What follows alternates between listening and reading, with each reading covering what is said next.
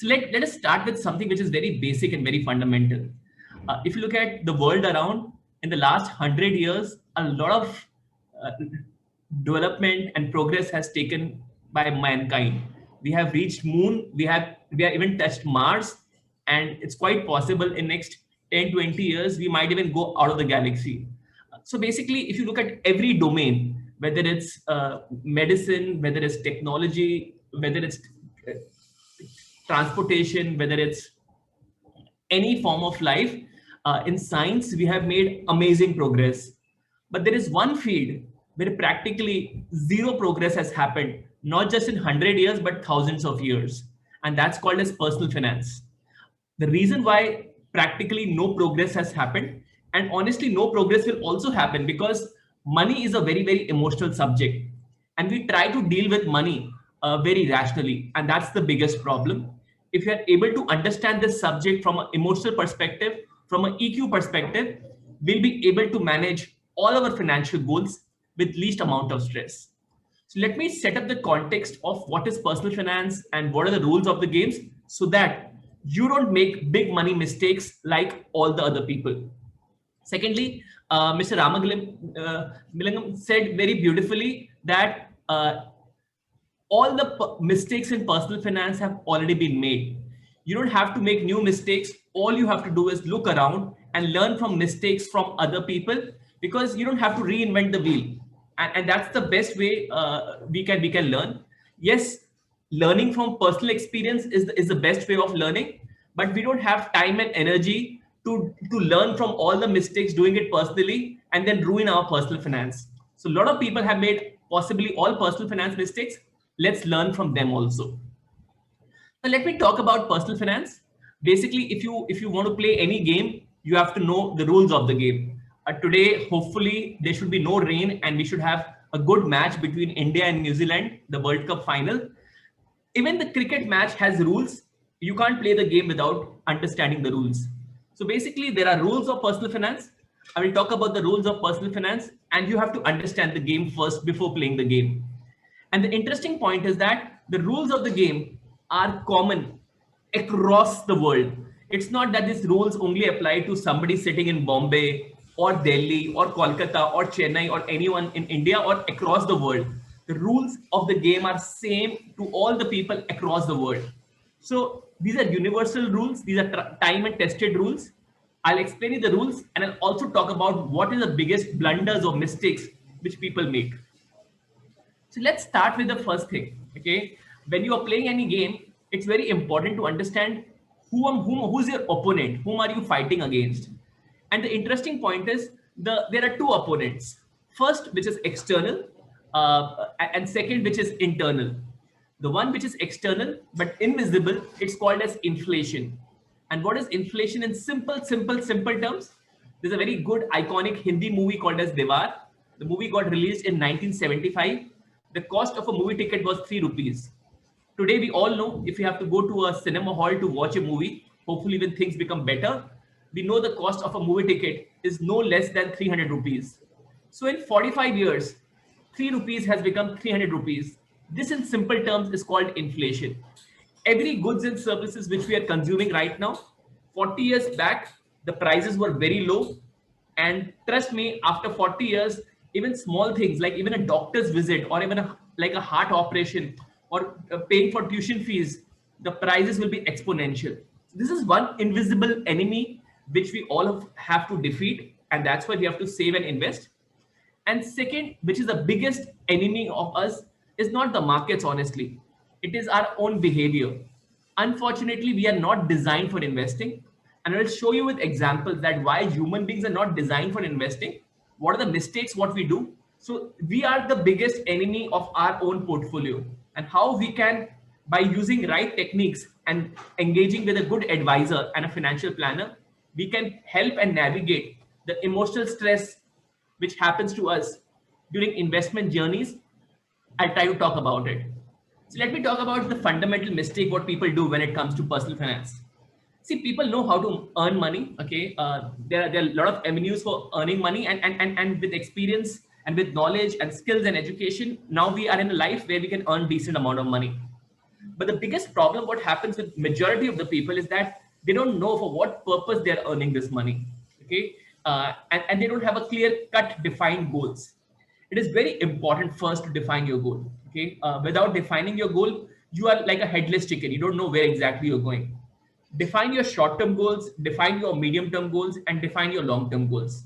And honestly, don't copy others in terms of defining your goals, because what gives you happiness or satisfaction in terms of goals, other people can have different priorities.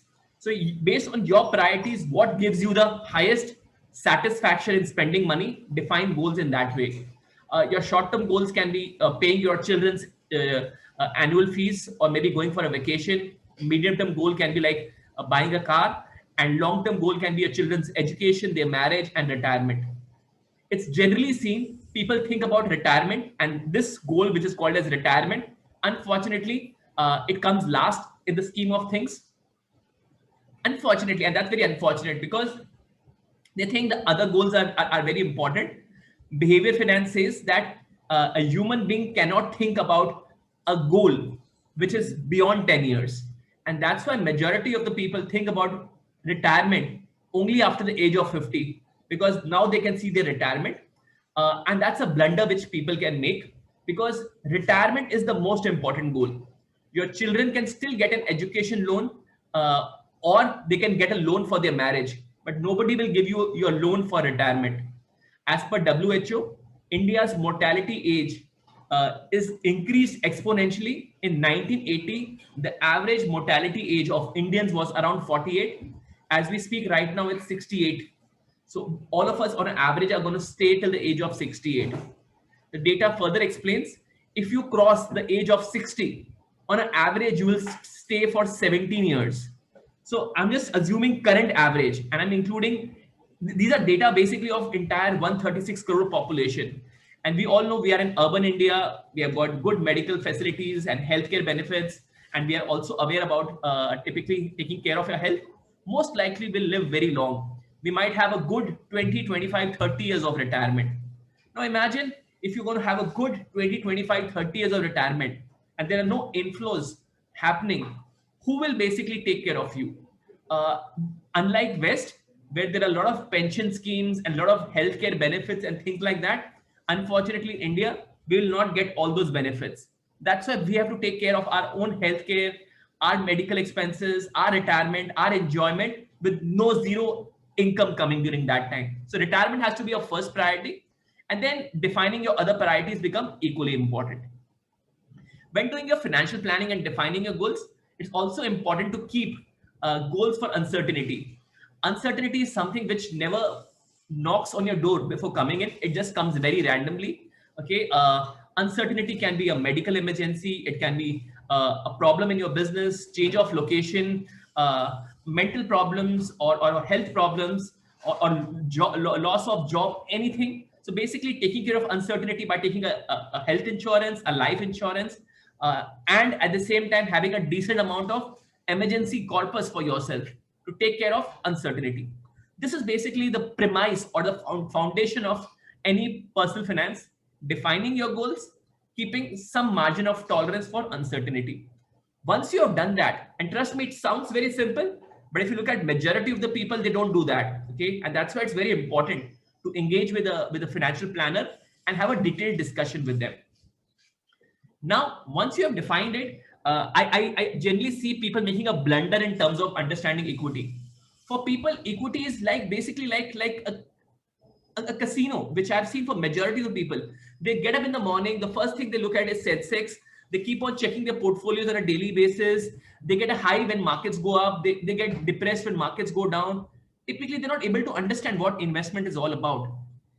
First, I'll talk about two important asset classes, which is equity and fixed income. Then I'll also talk about gold. And then if in case time permits, I'll talk about real estate also. But let's understand equity in a very simple terms. And if you understand this, honestly, your life is sorted. What is equity? Equity is basically investing into businesses. Business owners make more money than the employees working in the company, as simple as that. And all these businesses, we use them on a daily basis.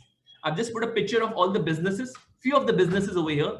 I'm sure we get up in the morning, we brush our teeth, we use Colgate or a Pepsodent or a Hindustan Liver or a PNG. We have Atta, it's ITC. We paint our walls, it's Asian Paints or Nerolac. We use cement, it's ACC or a Ultratech. We all have a Maruti or a Mahindra or a Tata Motor or a Hero or a Bajaj or a TVS. When we change our tires, it's Balkrishna, Apollo, MRF. We go to DMart for shopping. We use technology, Airtel or Reliance. We use oil from ONGC, HPCL, BPCL. We have banking services from HDFC, ICICI, Kotak, SBI, or a Bajaj Finance. We take a loan. We fall sick. We take medicines from Cipla, Lupin, Sun Pharma, Dr. Reddy's, Ipca Laboratories. Honestly, what are these basically? These are all listed companies, all of them in front of us. They're large cap, mid cap, and small cap companies. Equity in simple terms means investing into businesses. And businesses create wealth from a long-term perspective. It's as simple as that. But there is also a second part of it. Not all businesses make wealth. In fact, majority of the businesses actually lose money. Very few businesses create wealth. For every HDFC bank which you see creating wealth, there are many banks which also fail. And that's what brings the principle of diversification. Don't put all your money into one stock or one sector. Diversify your money across many stocks and many sectors. It's very difficult to predict which stocks or which sectors will do well. That's why diversification makes sense. Then you might ask a second question, but you know what? I don't have time, energy, and knowledge to figure out which companies are doing well, which companies to invest in, things like that. And that's where mutual funds come into picture. This is a simple idea of outsourcing. If you're not good in something, or if you don't like something, outsource it. Okay, I take help for a lot of my work, which actually I can do, but I don't have the time and energy for doing it. I take help for that and I pay for it. And there's a lot of stuff which I'm not good in. Okay, I know this is not my domain. I take a doctor's advice, and that's why you have to outsource. And that's why giving money to an equity mutual fund manager is the best way to manage your money. You have outsourced it, and he creates wealth for you from a long-term perspective. This, in simple terms, is called as equity. But now what happens is that now I'll talk about the benefits and risk about equity. The problem is people look only at the benefits, but unfortunately, they're not ready to look at the risk. Every medicine, what you have has benefits and side effects. Okay, I'll talk about the benefits first, and then I'll talk about the side effects. Equity is the only asset class which can potentially create wealth. Just to give you a simple example, Sensex started in 1980. As we speak right now, this chart is slightly dated. As we speak right now, the Sensex is around 52,000 level. A 1 lakh rupee invested back in 1980, 41 years back. Today, it's approximately around 5.2 crore rupees. That's the power of equity or equity mutual fund to create wealth from a long-term perspective. But the problem is people think this journey is a straight line. Basically, you're investing into businesses, and talk to any businessman. He will never say my journey is a straight line. We'll talk about the ups and downs, the crazy times, the horrible times, the amazing times which happen in the markets. In fact, in the last 41 years, a lot of stuff happened. We saw 2 prime ministers got assassinated. Indira Gandhi, Rajiv Gandhi. We saw a Harshad Mehta scam, a Ketan Parekh scam, Asian crisis, global financial crisis. In 2008, we saw a dot-com bubble in 2000. We saw Greek crisis. We saw a Kargil problem. We saw third front governments like Devi Gowda, VP Singh, I.K. Gujral. We saw Mandal Commission. We saw Ram Mandir issues taking place. We saw Greek problems. We saw ILFS crisis. We saw NBFC crisis. We saw Yes Bank almost practically getting shut and then government saving it. So basically, we saw all possible things taking place. Now we are seeing pandemic. We also saw problem with China, almost practically coming on war with China. So a lot of things happened in the last 41 years. Still, in 41 years, Sensex gave amazing returns. But in this entire journey, a lot of stuff happened. In this journey, the journey is not a straight line. It's not a journey of a service class employee. See, when you're working in service, in a job, you get a fixed salary and things go in a straight linear fashion. But when you're doing a business, it's not a straight line. There are many years when equity market will give you no returns, zero returns, like 3-4 years or 5 years. It's quite possible equity market gives no returns. And then there is also possible that equity market might just go one way up, and it might be in a strong bull market.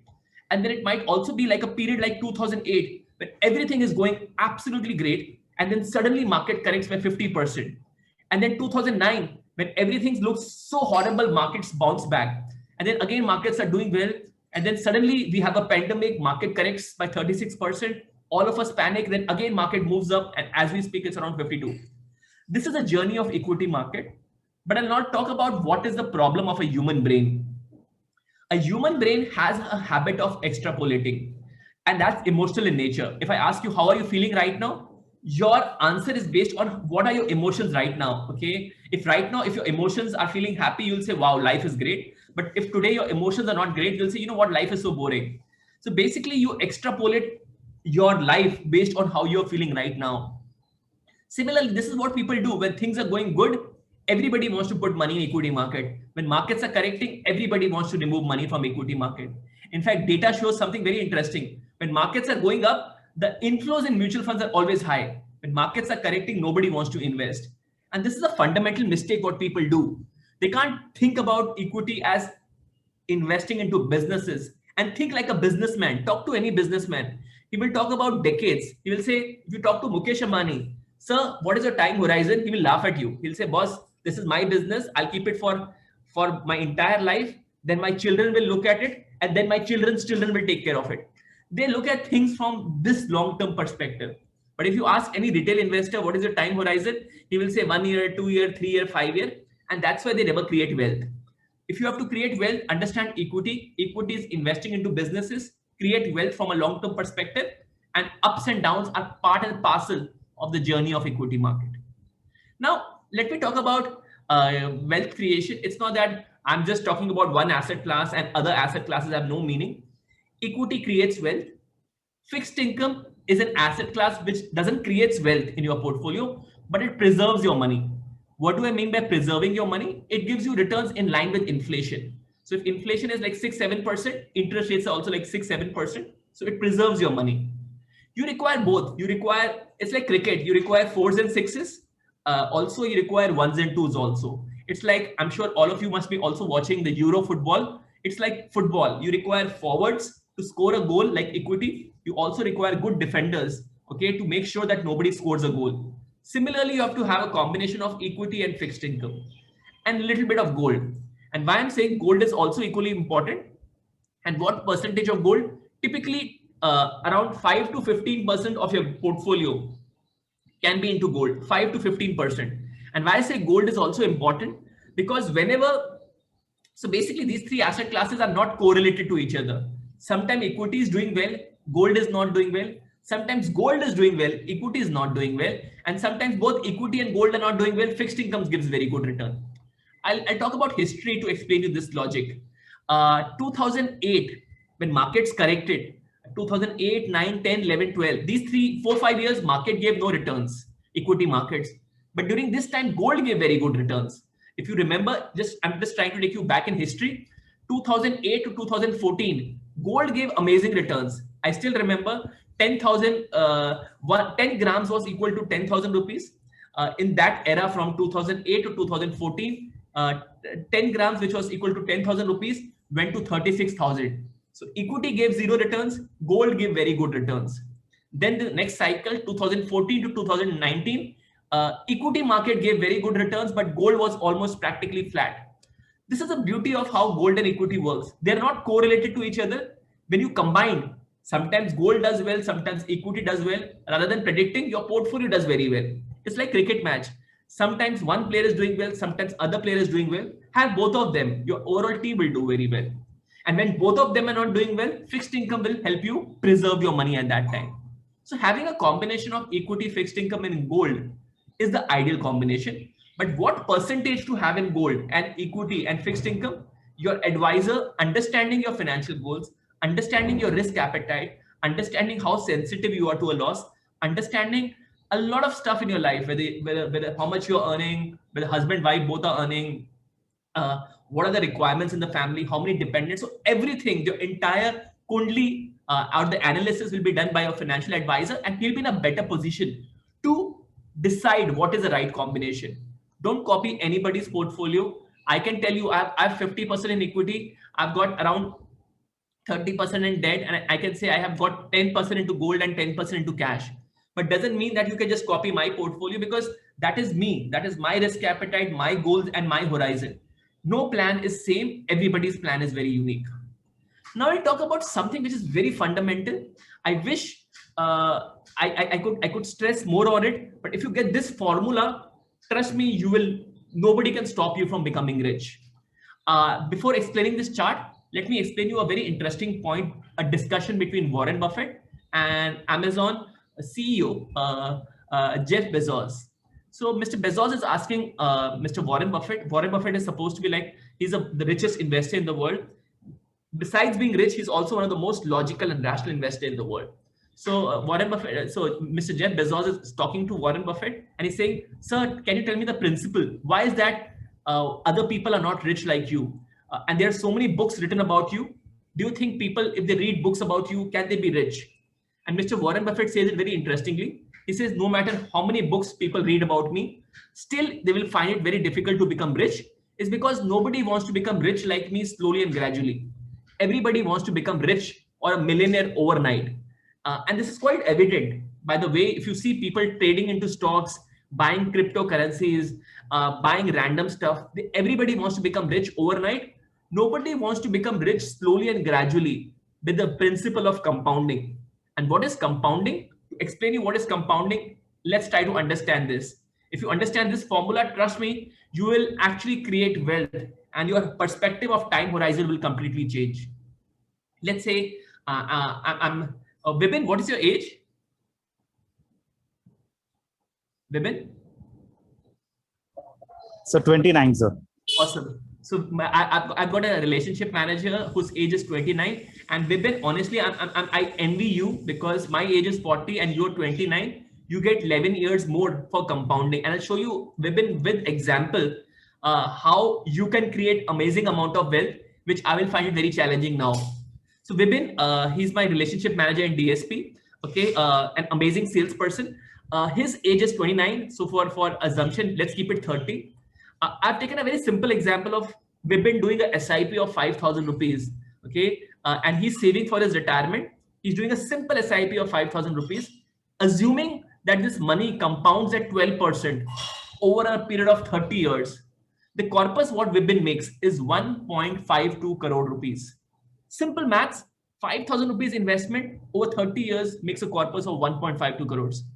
Now, even I might think, you know what, Vipin, you have started a SIP. Let me also start a SIP of 5,000 rupees. Even I'll become rich like you. But if I do a SIP of 5,000, I just get 20 years. Vipin just get 30 years, only 10 years extra. But the corpus which I make is 45 lakhs. Vipin makes 1.52 crores.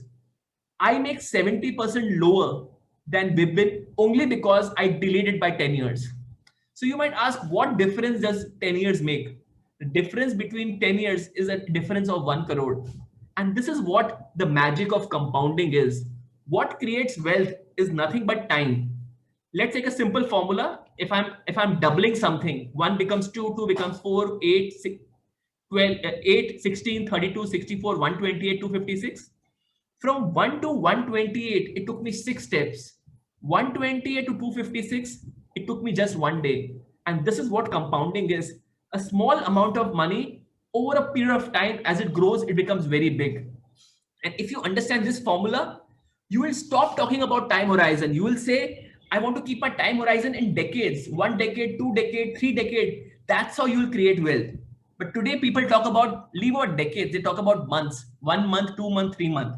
And a lot of traders talk about 1 day, 2 day, and 3 day. I can basically write it that they can never create wealth.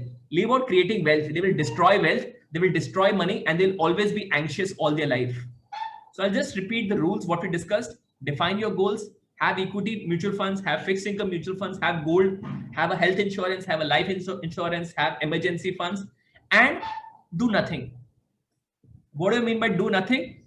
Just do nothing, because there will always be some asset class which will be doing well. Sometimes equity will do well, sometimes fixed income will do well, sometimes gold will do well. Overall, your portfolio will do well, and you have to do nothing. Problem is that doing nothing is the most difficult thing. By nature, how nature has built up, we have got a monkey's brain, and a brain loves to be active. Okay. In fact, if you look at evolution, there is a frontal lobe which always thinks about the future. No other animal has this developed frontal lobe That's why nobody thinks and visualizes about the future. We have a brain which constantly thinks about the future, the past. It's anxious. It's building stories. Another interesting point which human beings love, okay, which no other animal has, okay, it's the art of storytelling. Okay, we have amazing stories, and the beauty of equity market is that there are millions of stories over there. You switch on CNBC or you read any newspaper, millions of story. Somebody says this will happen, that will happen, this will happen, that will happen, and reading so many stories only makes us anxious. The bottom line is market has always been volatile, market is volatile, and market will always be volatile. That's the holy grail. You can't change that. Market was, you can't predict the market 100 years back. You can't predict the market now also, and you can never predict the market. That's the nature of equity market. It is always volatile. What you can do is, and what is in your control is defining your goals and sticking to your risk appetite and doing nothing. There are many research reports which show that the people who invest and forget about their investments are the ones who create wealth. This is the one thing, the key message which I want to give through this session. Lastly, I'll just talk about two blunders which people are making currently. First blunder is, unfortunately, we are surrounded in 24/7 social media where somebody is enjoying all the time, okay? And people are posting. People think that by spending money, by copying others, this is the biggest mistake what people is doing. Having self-control. Enjoying life is important, but at the same time, having self-control, understanding needs and wants, and also thinking about the future is very, very important. Second is too much of noise. There is too much of noise on media, internet, television, radio, magazines, giving thousands and millions of views. Stay away from gossip. Talk to your advisors, stick to your plans, stick to your goals. As simple as that. Third, social proof, which is called herd mentality. If I ask you a very basic question, 5 sheep on a mountain, 1 sheep jumps, how many are left? You will say, if you're approaching it from a maths perspective, you will say 4. If you're approaching it from a psychological perspective, you will say 0. 1 sheep jumps, everybody jumps. Even human beings think in a similar fashion. We try to copy each other. Don't copy anyone. Everybody's goals are different. Everybody's risk appetite is different. Everybody's way of looking at things is different. Just stick to your goals and your risk appetite. These are the fundamental principles which are about personal finance. Personal finance seems simple. All these principles seem simple, but honestly, they are practically impossible to do it in real life. That's why you require somebody who can navigate you, help you manage your emotions in a far better fashion. We love to have complex ideas, but personal finance, if you try to keep it as simple as possible, that's how you'll be successful. So finally, call of action, have growth assets in your portfolio, have equity mutual funds, have safe assets in your portfolio, have fixed income or FDs. I will say fixed income because it's more tax efficient. Have something for emergency, have cash in your savings account or liquid funds. And to manage uncertainty, have gold in physical form also and digital form also.